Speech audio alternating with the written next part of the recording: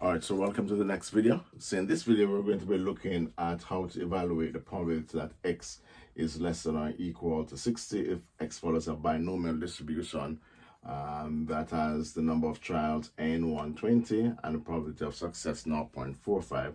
And we're going to be using the normal approximation to the binomial.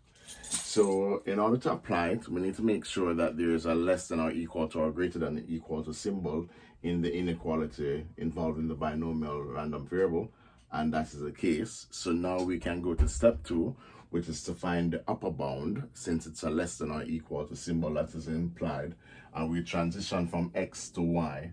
So the probability that x is less than or equal to 60 now becomes the probability that y is less than 60.5, the upper bound. And as indicated in previous videos, in order to move from the binomial to the normal, we use these as the parameters of the normal based upon the parameters of the binomial. So now this should be really straightforward. We use our calculator and we're going to go to NCD, and our upper would be 60.5 and our lower would be 0. Since it's a binomial distribution, the lowest value, observed value, will be 0. So we'll keep with that. So the upper. All right. So we have the binomial. We have the normal CD. The lower is 0. Upper is 60.5.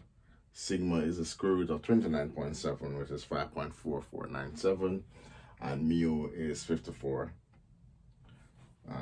So here we should get 0.8835 to 4 decimal places.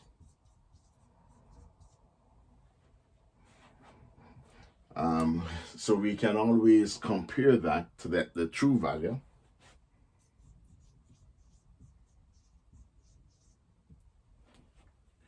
So the true value, if we now go to binomial CD and then variable, so x will be 60. So if we now evaluate this using this, x is 60, n is 120, p is 0.45. The true value would be 0.8833 to 4 dp. All right, and then our percentage error, and some questions will ask us to work out the percentage error, will be the true minus the estimate over the true times 100. So that would be 0.8833 minus 0.8835 divided by 0.8833, and we take the absolute value and then multiply by 100. All right, so we can easily work that out using the calculator. So 0.8833 minus 0.8835 divided by 0.8833 times by 100, and we can decimalize that, and that's going to be roughly 2.3%.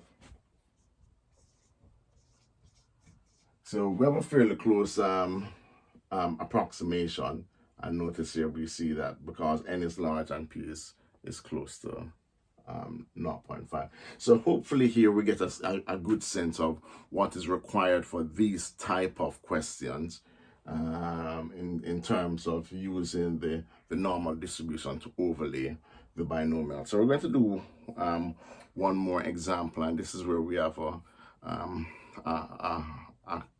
closed or open or semi-open interval over which we're going to apply the normal distribution. All right, so stick around for the next video.